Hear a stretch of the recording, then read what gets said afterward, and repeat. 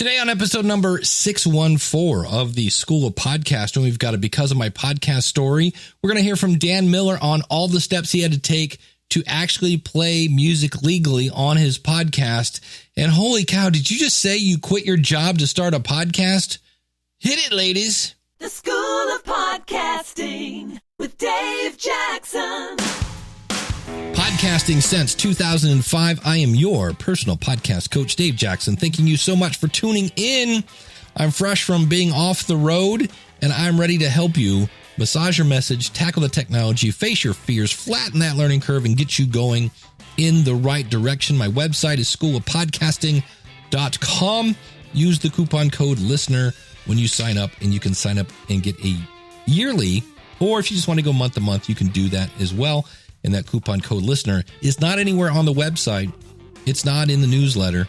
It's only for you because you're listening right now. Again, schoolofpodcasting.com. If you want to kind of see a little more information, schoolofpodcasting.com/start. Well, this week I was on the road and it was a ton of fun. I started off Wednesday at the Cincinnati Podcasters meetup and hung out with Brad and Joe from On Faith Edge, who I'm very jealous of because I listened to it on the way home. He got to interview the lead singer from Stryper for the third time. That's cool. I'm a big metalhead, so that was kind of cool. Brad does the cinema guys. There are all sorts of guys. John, who is a member of the School of Podcasting, you might know him as Professor Slots. He was there, and just tons of people. I shouldn't name names because I'm going to forget half. There was like 20 people there, if not more. It's a big group. And if you're in the Cincinnati area, definitely check them out at schoolofpodcasting.com/615. And from there, I drove down to Nashville, Tennessee, and great town, by the way. Got to hang out there Saturday night, but Friday, I went to Podfecta. And this is a brand new event put on by David Hooper, who is a friend of mine. I've known him for quite a while. Does the Red Podcast, also does the, used to be called The Big Podcast. Now it's called Build a Big Podcast. And you're like, what? You can change your name? Yep. Can we take a quick tangent right here before we finish out talking about my week? David changed his name from Big Podcast to Build a Big Podcast. The Podcasters Roundtable went from having a single topic to doing multiple topics. John Lee Dumas, Entrepreneur on Fire, went from doing a daily show after doing 2,000 episodes, went down to twice a week. Who else changed there? Paul Culligan. The Podcast Report just wrapped up season 5, says he's going to change things for season 6. So I say this again, your podcast is a recipe. It's not a statue. You can change it if you want to. So if you're worried about starting in the right direction and, if it's wrong, you just change it. And so David did this thing called Podfecta. It's a one-day event. They had 4 or 5 sessions all in one room. For the record, that's my absolute favorite format. When you have a community of people who all get the exact same information. Podfest down in Orlando did that a couple years ago when they were smaller. Joe Pardo does Podcast Mid-Atlantic. He has that format. And the idea is it's designed to be a small conference so everybody can be in the same room. And this was the first time. And this was a proof of concept. Like, hey, can we do this? And so they did it. It sold out. That's called proof of concept. And it was actually a really good event. Jeff Sanders was there. Jeff's been on the show. That's the Mr. 5 a.m. Miracle, the free time formula. Everything, again, I mentioned here, schoolofpodcasting.com/615. He's been interviewed on the show. Jennifer Briney was there. She nailed it. She does Congressional Dish. And there was some great. Steve Stewart was there. He was on a panel about editing. There was a panel from NPR people talking about how to do story stuff. I did a live podcast rodeo show. And then there was kind of a wrap up. So there wasn't a ton of sessions and they were longer. So people really got to go in depth. Like Jeff did a great job talking about if you're one of those people that, because really less than 10% of people get like the thousands and thousands of downloads to get, for lack of a better phrase, a big sponsor, the Casper mattress, the stamps.com. Only, less than 10% of people get that. But that doesn't mean you can't have a sponsor. Again, schoolofpodcasting.com/615. I interviewed Glenn Hebert from the Horse Radio Network. If you go to schoolofpodcasting.com, Glenn, as in GLENN 1, will get you to that episode where he talks about finding sponsors when you don't have a big show. But Jeff did a great job. And then later in the day, Jen Briney, who does Congressional Dish, she did a great job. And they both mentioned something that I was very happy to hear. And that was, most people don't want to hear this, so I'm sorry if this offends you. It took them years to do podcasting full time. I know, I'm sorry, but it's true. I also went to a thing called Craft Content Nashville, which is an unconference. And for those of you that remember back in the day, it was like a Podcamp. Now, this had over 50 speakers with tons of tracks. So it was the direct opposite of Podfecta. And so there were tons of tracks, tons of speakers. And this was not where Podfecta was geared towards podcasters. This was geared towards bloggers and creative people. So like I went into one session and they were talking about alternative nostril breathing and tapping on your wrist to get rid of headache pains or something like that. And that one I walked out of. And you were encouraged to, by the way, at an unconference. If you're in a session and you're like, not for me, you're encouraged to get up and walk out. Then another one I went into, it was somebody talking about what I've learned after a year of podcasting.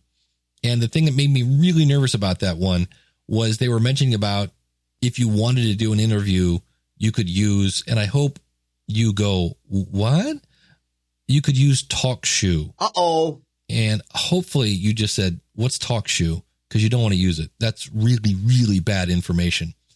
And so it took everything I had. My background's in training, and there's nothing a teacher loves more than the student that goes, I know more than the teacher does. Call on me. So I didn't do that, but I really, really wanted to. So that's where I was. And one of the things I want to talk about here is quitting your day job. Can we have a conversation? Just let's talk about that. One of the things that Jen Briney, again, from Congressional Dish. Now, if you're not familiar with her show, she talks about what goes on in Congress. And in her presentation, she put up a slide and said, what is a valuable show? What is a valuable show? And for Jennifer, she put it up, she said, it's an impressive display of public entertainment. Because you think about it, I could go out, I don't know, in my parking lot and go, and that would be a public display of entertainment. I'm not sure how impressive that would be. So it's an impressive display of public entertainment that is useful or important. And so when we go useful, I'm going to pull out the list if you're a regular listener. For me, useful means you're going to make me laugh, cry, think, groan, educate me, or entertain me. If you do one of those, it's pretty useful. And when it's useful, it's kind of automatically important. So if you can make me laugh, that's important when I've had a crappy day. So a valuable show is an impressive display of public entertainment that is useful or important. And I was like, yeah, preach on. Then on the way down, and I finished it on the way up, I was listening to the book called So Good They Can't Ignore You by Cal Newport. The tagline is why skills trump passion in the quest for your work you love. So it's kind of about getting jobs, but there's a lot of it that I think we can apply to podcasting because he goes really hard against the whole, if you just follow your passion, man, the money will come. Just follow your passion. And he's kind of like, no. And so I was like, well, okay, because I'm all about you got to have the passion. You have to have passion because you're never going to make it through the how if you don't have that passion. If you don't have the why, that passion kind of fuels you when you throw out that first episode and it gets 7 downloads. Like, yeah. So it's a very interesting book. I agree with some of it, but he talks about how to move forward. You need to develop skills that are rare and valuable. Those were kind of the key words. Now, he's again talking about a job, but I thought, this kind of applies to a podcast. And he was saying that when you get a job that has rare, it's a rare talent and it's valuable, that leads to more jobs where you start to control more of your destiny. And he points out and gives different illustrations on how few, if any, people can say exactly what they want to do when they grow up. I know when I was 18, I just know I didn't want to wear a suit. That's all I remembered. But I did not say, well, I think I will work in a grocery store, then I'll get fired and go back to school, be a corporate trainer for 20 years, and then be downsized and get a job in podcasting. I don't remember saying that. And he points out that most people take small steps, doing rare and valuable work, which leads to more opportunities that lead to you having more control over your life. And he also says when you are rare, when you're a rare employee, that makes you valuable. And when you're valuable, you can control and kind of call some of the shots, which makes you happy. And when you're happy, isn't that the whole point of, getting outside the cubicle, man, escaping the 9 to 5. Well, okay, if you're happy and you know it, I don't know, stomp your feet, right? Is that how that goes? And in the book, he talks about the law of remarkability. And I have been programmed like Pavlov's dog. Can we take a 10-second tangent? For those of you that remember the Little Rascals, do you guys remember the episode with Spanky? And Spanky would tell all these stories, and then the little kid would go, remarkable. Every time I hear the word remarkable, I think of that. I've been programmed. And Cal talks about the law of an idea, remarkability. And he says, he was talking about work. I've substituted the word podcast. He says your podcast inspires people to remark about it, hence remarkability. Your podcast inspires people to remark about it, and as well as if it has the ability to be spread in a venue that supports these remarks. That's really wordy, Cal. Well, it needs work. I have to go. I'm going to paraphrase that. Your podcast makes people want to tell their friends about it, and you make it easy to share. That is the law of remarkability. That's how you grow your audience. And he talks about having a goal, again, of acquiring skills that are rare and valuable. And so I looked at that. I thought about rare and valuable, and I got to hang out with David Hooper and Jen Briney on Saturday. And I was thinking about Jennifer's show because she was explaining, God bless her, how she was reading a bill that was going through Congress that was not 20 pages. It wasn't 200 pages. It was over 2,000 pages. I think it was like 2,332. And my brain just went, I just couldn't. I was like, wow, I can't believe doing that. And I'm pretty sure it's rare that anybody would read that because the senators, the people that are actually voting on it, I think she said they get like 4 or 6 pages. I was like, what? And so in regards to getting a really good picture of what is actually going on in Congress, well, Jen provides a ton of value. And so that's why she did her presentation on the value for value kind of strategy where you use Patreon and PayPal. And she has like a bazillion different ways that checks and things like that you can pay. So it was really cool. But I thought that was interesting that the law of remarkability. Now, Jen also had a thing in her presentation, again, where she talked about what is value. It's an impressive display of public entertainment that is useful and important. So I am talking to people on break, and I kind of couldn't believe my ears. And that is, I'm talking with this lovely person. They explain how they've had a job for years doing marketing, and they quit their job to start a podcast. What? Not like, hey, my podcast has been growing and it's got to the point now where I can quit my day job because I've proven the concept, going back to what we were talking about with Dave. I've proven the concept. I'm bringing in money. If I add more time to this, it will make more money. I'm good to go. And when she told me when he or she told me that the name of the podcast and the subject, it didn't scream, well, that'll be easy to monetize. It wasn't like the snowmobile podcast where if somebody buys a snowmobile on Amazon, you know, right? It wasn't something like that. And I was just like, oh, holy cow. What have you done? What have you done? Danger, danger, Will Robinson. Look what you've done. I just couldn't believe it. Now, she did mention that this person, he or she mentioned that they have a fairly decent nest egg. So I was like, okay. Because I was like, oh, my. Because I think some people see these things on the web and they think that you can just quit your podcast and start ringing in the money. And so that's, again, just to reiterate that, the thing I loved about both Jeff and Jen talking about monetization, they both used the Y word. And that's right. They said years to build up an audience that big to where you can actually quit your day job. And Jen mentioned that there was a time where her husband had lost his job. He's got a great job now. But at the time, it was like, ooh, how are we going to handle this? So what she did is instead of quitting her podcast, she'd been a waitress in the past. And so she got a part-time job as a waitress in a good restaurant. And you can actually I was a waiter. You can make pretty decent money being a waiter if you've got the personality and the patience for it. And so she was able to keep Congressional Dish going while making money as a waitress and doing both. Now, granted, Congressional Dish didn't grow as fast as it could have because, well, she had this other day job thing, but it also didn't stop.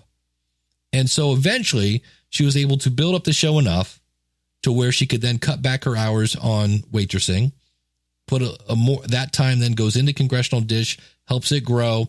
And I just say what she basically did is she could have tried to jump over a lake and just quit her job and just go full time. The chances of that working, pretty slim.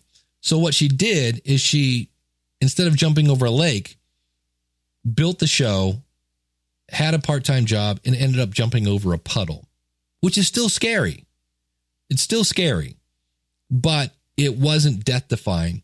And I was looking out on the website because I was thinking of movies where you see people where they're, it's the final scene or something, and they're like, oh my gosh, we're trapped. We're trapped. What are we going to do? We'll have to jump. No, we can't jump. Yeah, we have to jump. And then they jump. And especially if they're jumping over like from one building to the next. And there's some really insane videos of people climbing buildings and jumping from one building to the next. And it's impressive and yet literally death defying. And so I did find one video. The whole time as I'm watching this, I'm hearing my mom go, hey, just because Johnny Johnson jumps off a bridge doesn't mean you should. And that's kind of what's happening. I actually found a video. It's kind of disturbing of people that are doing this kind of stunts. And this one person jumped 3 feet from one building to the other.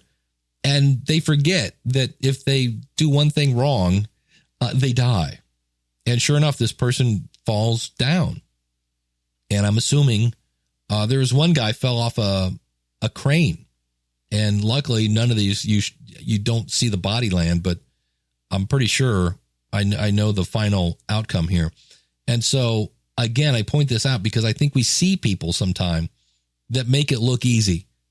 I just did this, and now look at me. I got a boat on the internet. I know how to make $1 million. All you got to do is give me $1 million. So be very, very careful with that. And the other thing, and again, this is not a crack on Podfecta, but it just makes me worried. It makes me worried. I heard somebody, and Jeff was doing his thing on monetization, and his question was, what topic should I talk about that's easy to monetize? Oh, that's not one of our top answers. And when I hear a question like that, and again, number one, there's nothing wrong with making money with your podcast. Number two, you don't have to make money with your podcast. If you're like, hey, I just want to have fun with my friends, please just have fun with your friends. But if you want to do a podcast for money and your sole goal of starting a podcast is to not only make money, but make money fast and quit your day job in 3 weeks, I'm just here to tell you, nope, sorry, it's not on the board. You'll probably make more money because step one is to make a remarkable show and grow your audience. And that is going to take, again, years, probably. So keep that in mind. That were some of the things that I saw at Podfecta.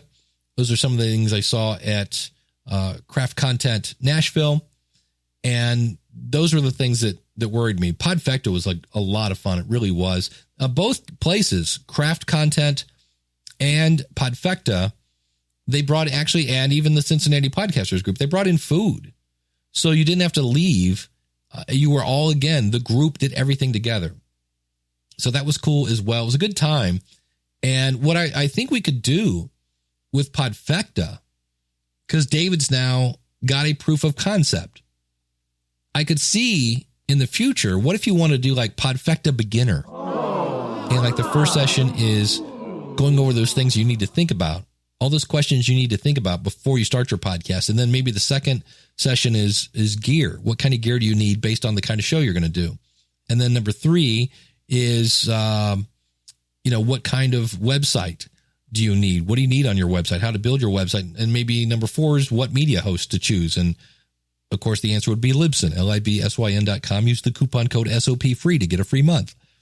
So that would be like Podfecta beginner, or you could have like Podfecta monetization. And you could have Jeff come back in, talk about CPMs. You could have Jen come back in, talk about value for value. You could have me come in and talk about membership sites, have somebody else come in, talk about affiliate marketing. And you could have just like, because that way everybody in that room has the same goal. That would be kind of interesting. Be interesting is, again, it's hard because now, how do I know if that's going to work? You'd have to throw it on the wall. Don't know. Maybe it's nice to get everybody together with different topics. But David has proven his idea worked. And so that's where when I hear people wanting to quit their day job, just to kind of wrap this up, you better get proof of concept. If I'm doing the Andrew Jackson podcast, the president, the guy that's on the 20, that might be kind of hard to monetize. Survey says. And so you might want to do that show along with your job for a while and make that chasm that you're jumping over as small as you can so it's not quite so scary. Those are some quick insights from Podfecta and from Craft Content and from the Cincinnati Podcasters meetup. I do have one regret.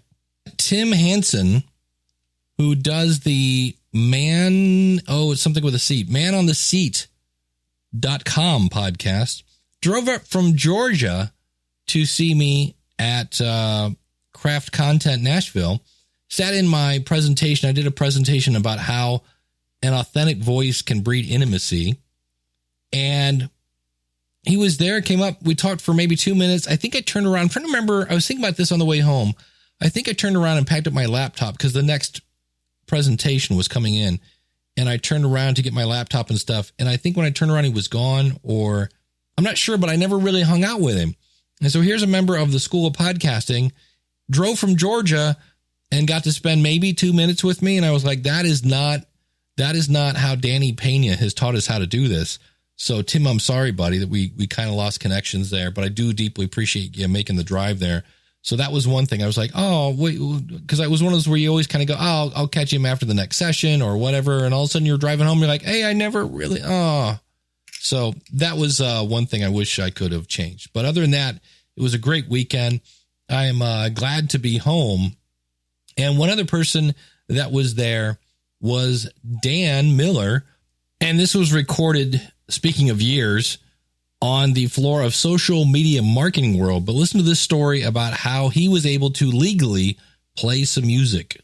I'm on the floor at Social Media Marketing World with the one and only, don't be fooled by cheap imitations, Dan Miller from 48 Days to the Work You Love. He's one of the few guys who's ever actually got music licensed for his podcast, and I wanted him to tell the story of the joy you had to go through to get that done. Absolutely. I was on terrestrial radio for 6 years, so there they have the BMI license, ASCAP license. for taking care of business, the old Bachman-Turner Overdrive song. And so that's what I use, is theme music. Well, when I went off, I wanted to keep that iconic music as part of my podcast. Well, it's different when you're doing a podcast, a personal podcast, is when you're on a radio station. So I contacted the publisher, Sony Music, about a license for that. It was like they had never heard the question before. And it was amazing that they hadn't been confronted with that. And I pushed and pushed and pushed. I said, I want an actual agreement on this. After 4 months of going back and forth with attorneys in Los Angeles and New York, they finally came back, and because I used 23 seconds at the front of my podcast, and that's all. And they didn't know how to handle that. They said, would you be comfortable with $100 a year? I said, yes, send me a contract. They sent me a contract. The contract was full of all this legalese. This can never be shared in a format where it could be recorded and played again. I'm like, you guys don't understand podcasting. This is Sony Music, biggest music company in the world. I did a red pen all over that contract, crossed out major sections of it, sent it back with my $100. About 2 weeks later, I got a clean copy, exactly as I had modified it, and I've been using it ever since. Every year, I send them $100. Nice. Yeah. That's all I needed. Thank you very much. Absolutely. There you go. Dan Miller. Speaking of starting a business, great advice. 48 days to the work you love. I'll have links to this out at schoolofpodcasting.com/614. Next up, Leslie. This was recorded in the hallway using my Zoom H1 and some giant squid audio condenser clip-on microphones. She's with the Rogue Ones podcast with a Because of My Podcast story. And we are here at Podfecta in Nashville, Tennessee. And I'm here with Leslie Thompson. And Leslie, what is your podcast? It is the Rogue Ones podcast. The Rogue One podcast. And tell us a little bit about that. Yeah, so you can find all the information at rogueonespodcast.com. Okay. But we talk with extraordinary individuals and look at their failures and successes on their rogue journey, meaning they have this attitude of rogueness toward life. Awesome. And we want to capture that.